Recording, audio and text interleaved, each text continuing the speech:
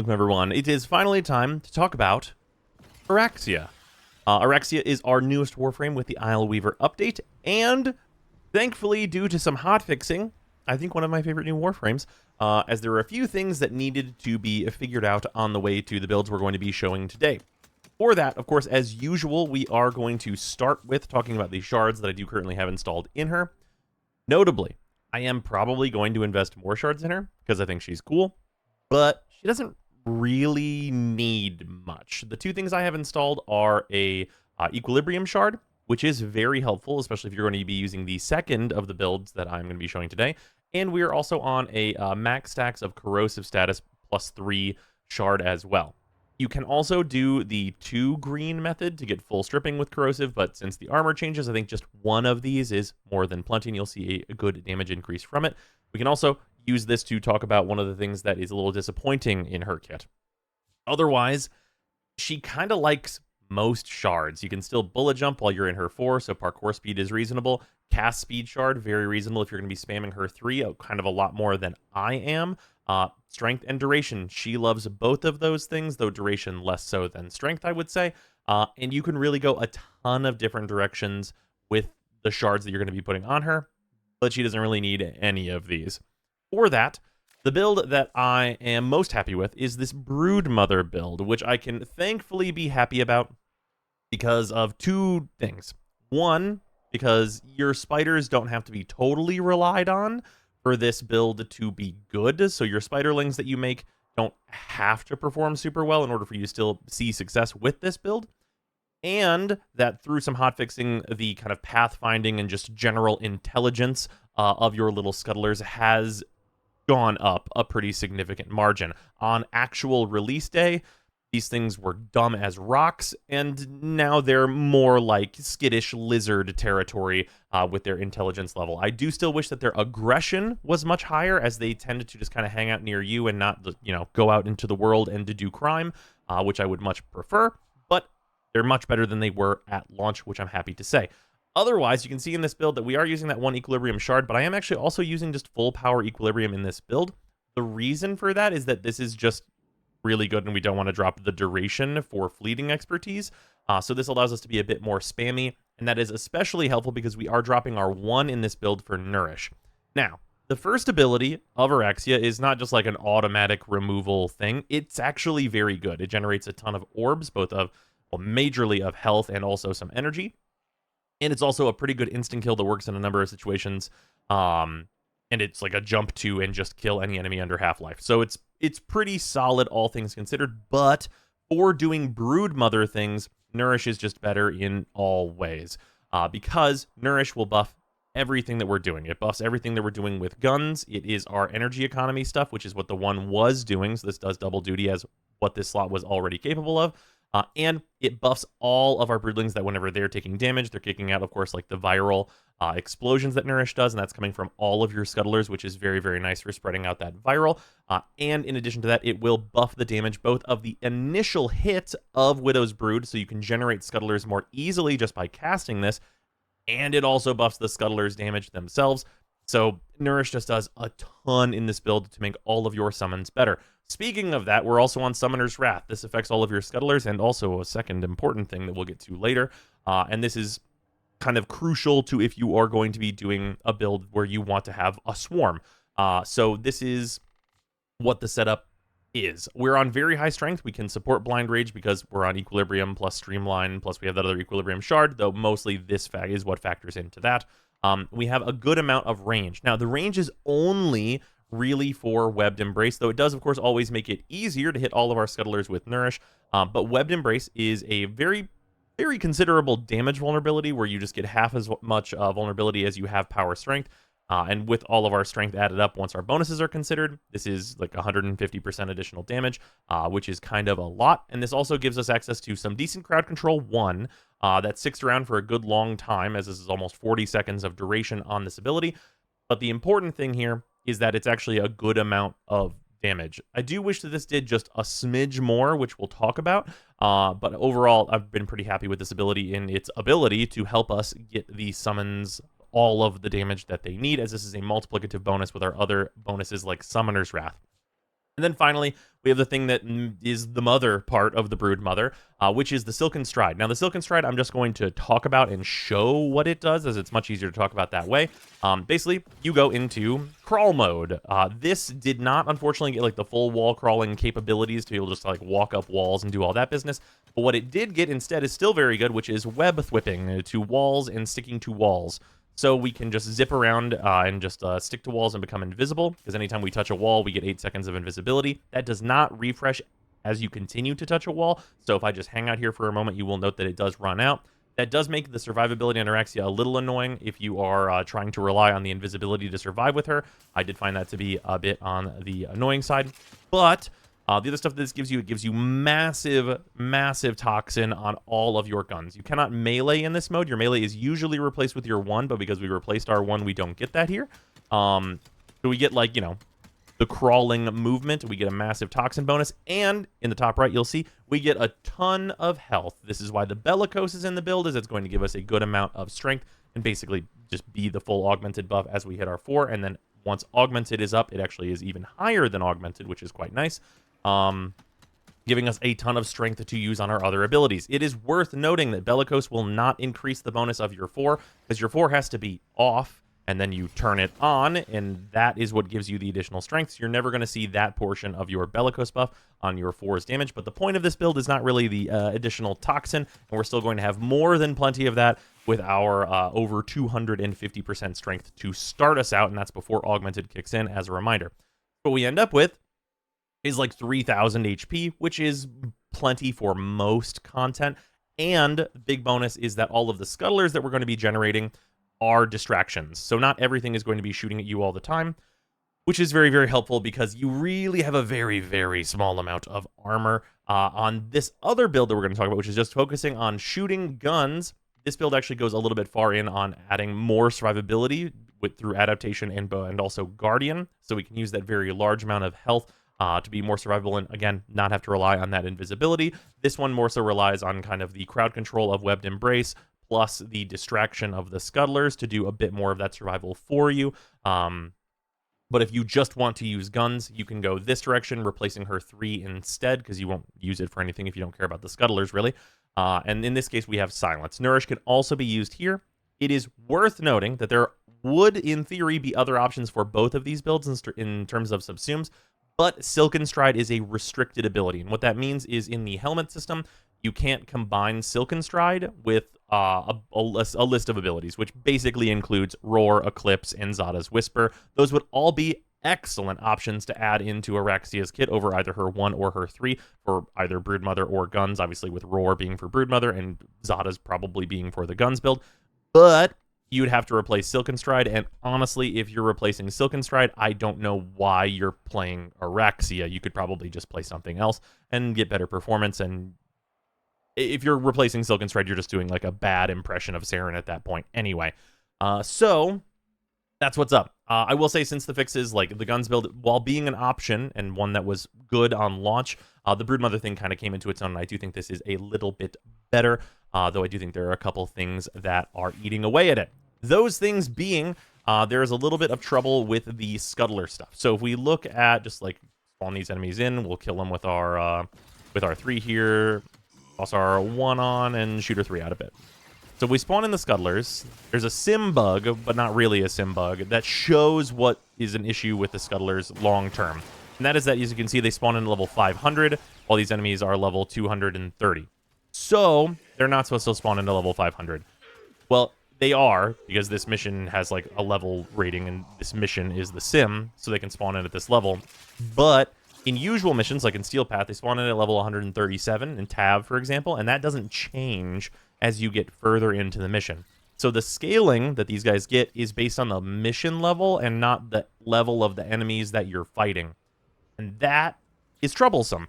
The reason that that is troublesome is it means that as you go into endless missions, the Scuttlers are going to get worse and worse and worse and worse and worse as the mission progresses, which is really sad. I would really like to see this be like adaptive level scaling based on like the enemy level that you're killing that's been affected by your 3.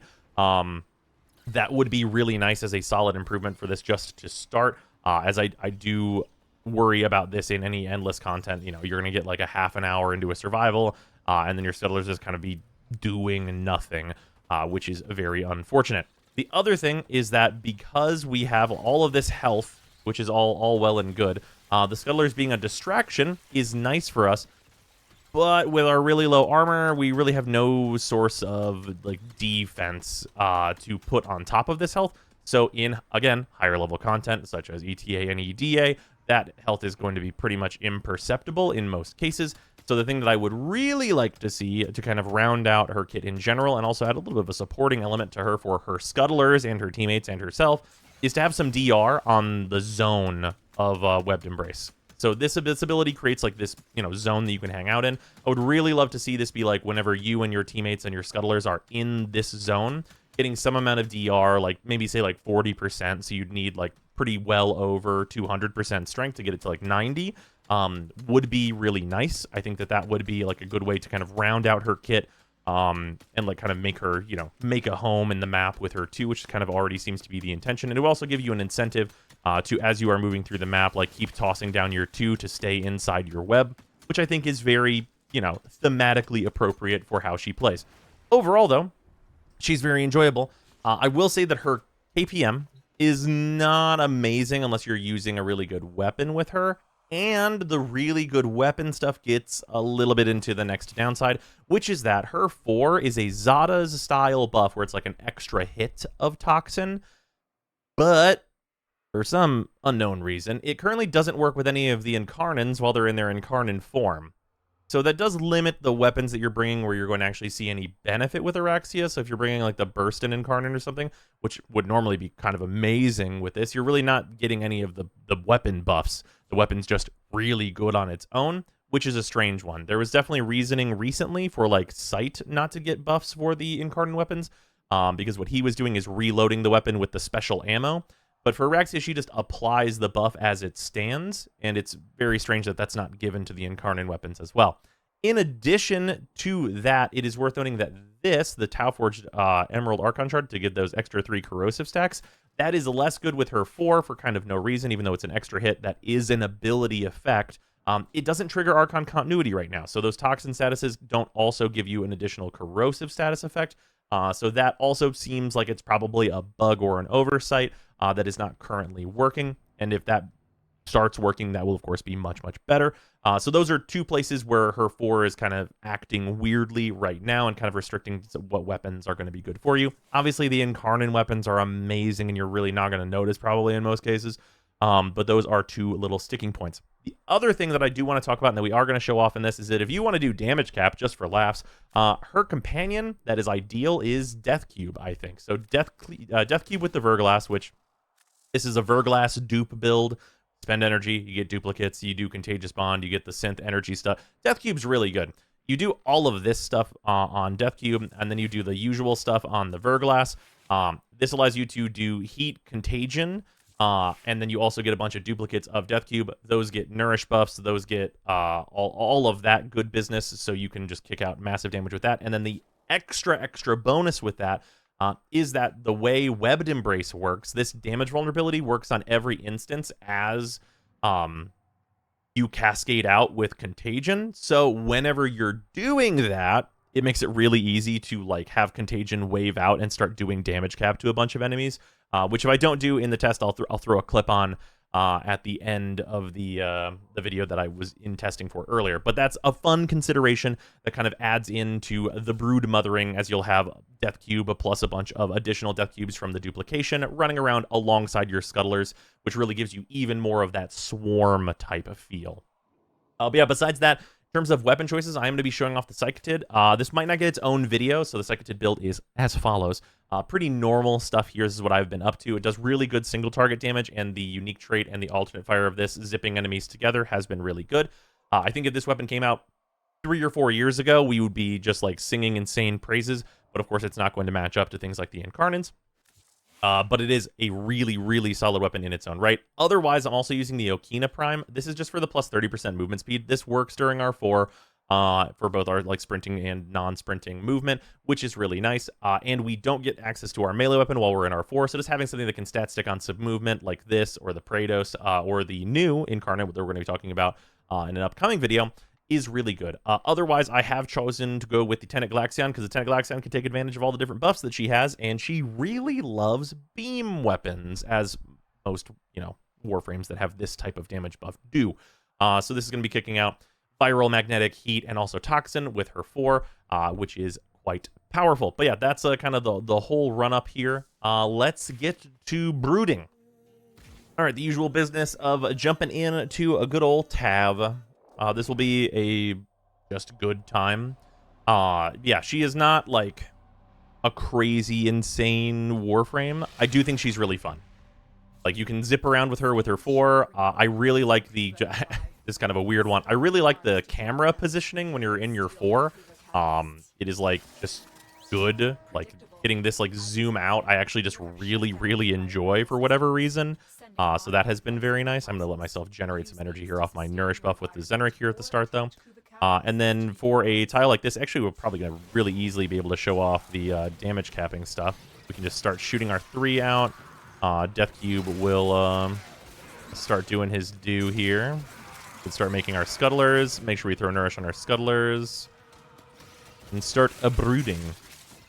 Yeah, so we have our 10 Scuttlers max, unfortunately not changed by power strength, probably for performance reasons. But you can see, like, what's going on here is, like, these procs are going to, like, cascade back on either side of this. The webs will stop most enemies from proceeding through here. I will mostly focus on using the Psychid as it's new, as you guys probably know what the Tenet Galaxion does.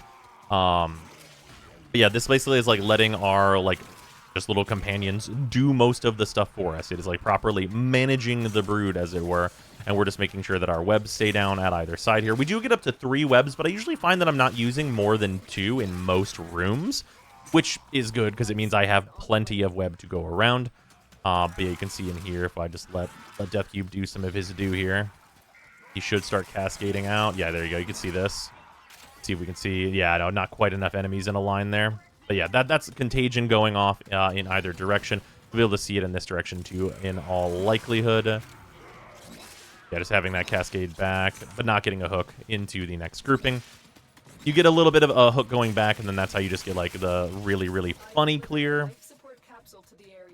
Probably are about to run out of webs on either side. This one here. See, just, like, buffing on the Psychotid here with our 4. Makes short work of Xmas. Just to show off that weapon a little bit more, though it does not work on enemies that are in her too, which is a bit odd. But we can just alt fire, and then that zips a bunch of enemies together. Really, really, really useful. Like I said, if we were just a few years ago, like, that being on, like, the kind of old-style Rhino builds would be ridiculous feeling for just how easy it would be to do his little combo, though we just generally don't do that combo anymore, as it's just not necessary. And enemy levels have gotten to the point where just, like, insane amounts of number of Overguard are not even necessarily particularly good. If we can get that. No hook there again. Yeah, I don't think we quite have a compatible tile set for really getting, like, the contagious chaining for how enemies are spaced whenever they come through. It is sometimes a little challenging to see in mission. Oh, there we go. Get a little bit. Again, we didn't hook on the end here. In terms of this early performance, we're at, like, almost 300 kills. We're about 2.5 minutes in, which is, of course, great performance.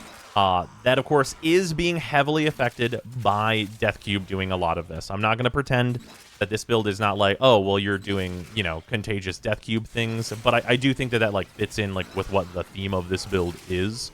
The Scuttlers are also, like, helping alongside that, putting, like, corrosive procs out, just dealing damage to the enemies, and generally being distractions.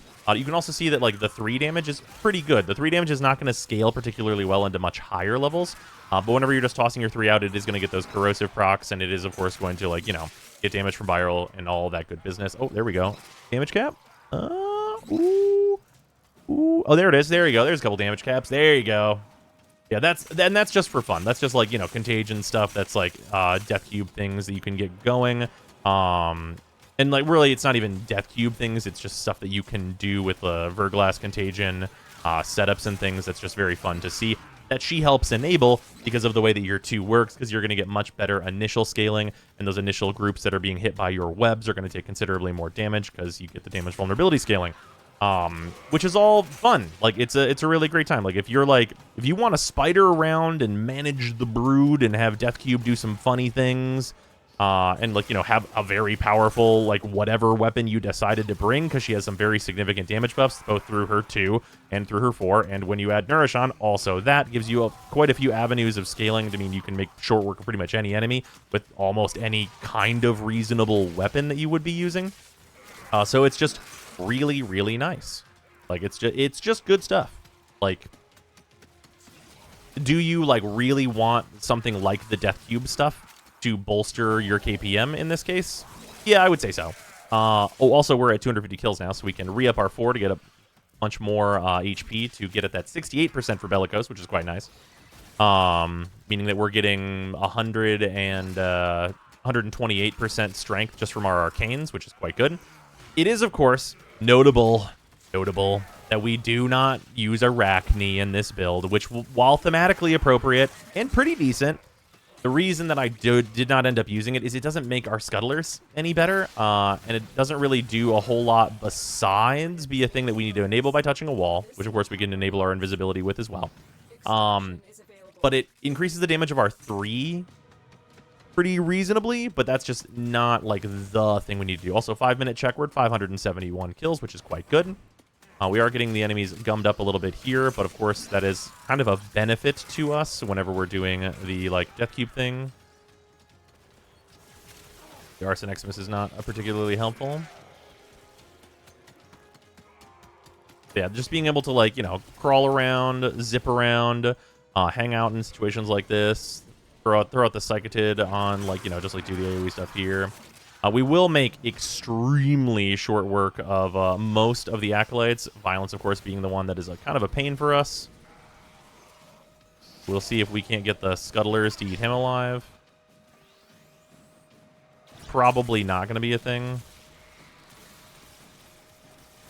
Yeah, Psychotid, though, you can see does pretty good damage to Violence. Good, like, you know, un-4 buffed variant there for us. So we were getting our 2 buff because he was not getting rid of our web, so that is worth noting.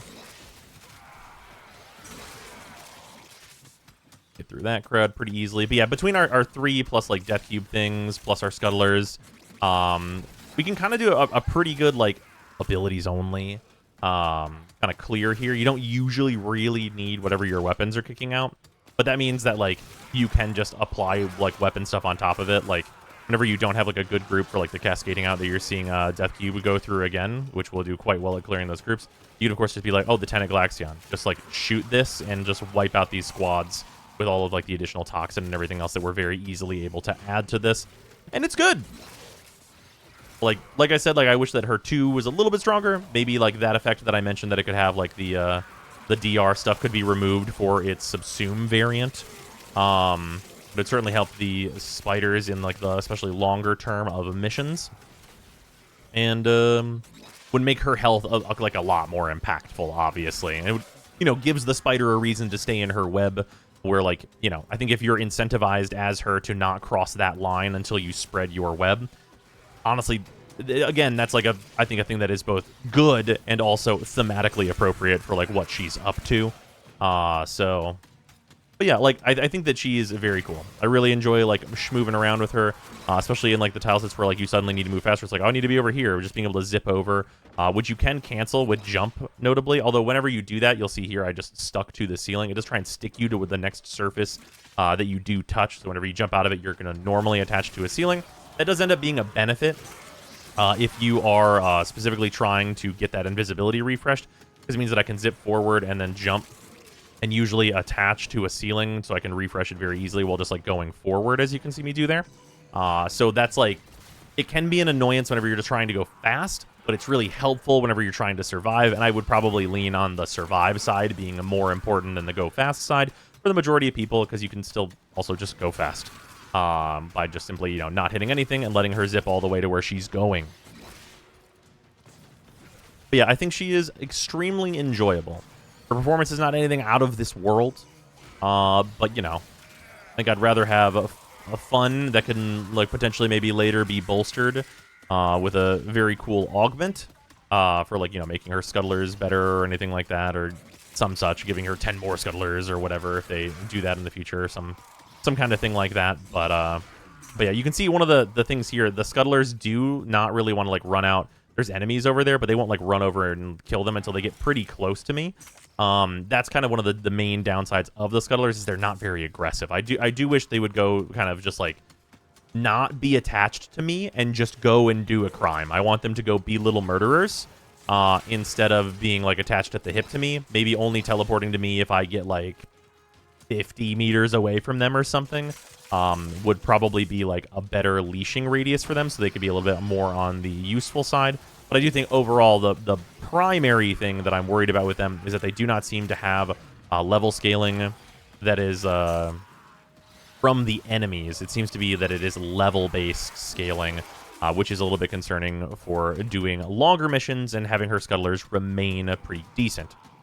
Because we're already, you know, using Nourish and stuff to make them reasonably capable little damage outputters as it stands.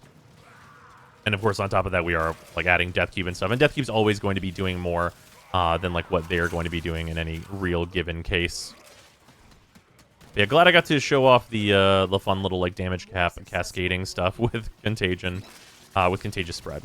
I mean, we are at 988 kills, 10 minutes. Obviously, it's a little bit lower than it could be, but I'm mostly like, you know, not adding on, just shooting a good gun to this. Very easily get over 100 KPM with what she's up to, because as you can see, just even like crawling through the level, just literally holding left click on the Glaxion and letting it do its thing with all of these buffs.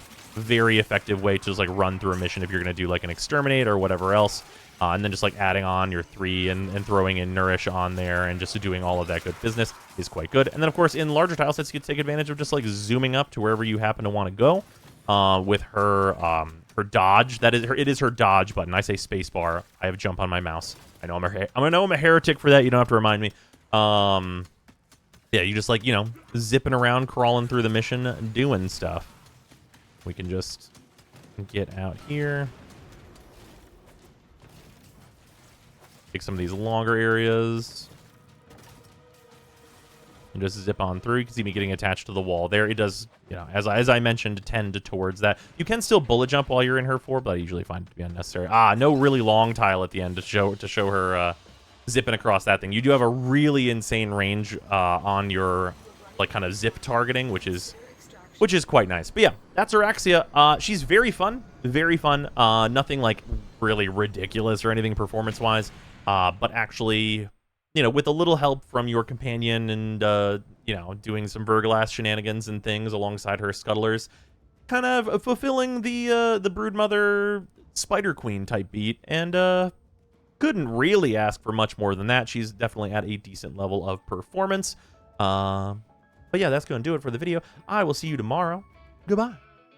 So ends today's video. Thanks so much to all of the patrons for supporting not only this channel, but also the new Soulframe Scholar channel. It is much appreciated as that channel gets started. And thanks very much to our $10 patrons, Atheon, Ith, Albert Drake, Alex Parnham, Arbiter Daydream, Babyhoot, Arcus, Nuven, Automatic, Brutus Salazar, Canolathra, Bob World, Colleen Smith, Dylan Dworsky, Azrain, James Hawthorne, GC4 Science, Josh, Lord Ian, Luzanth, Mike Kiesman, Mikkel, Mitchta, Nerve, Ruby, S267, Sanu, Cezon, Sharp247, The Coupon of Death, Waifu Wars, Waldetto1, Seraphir, and Zero Weebs Plan, and of course all of the $5 and $2 patrons as well.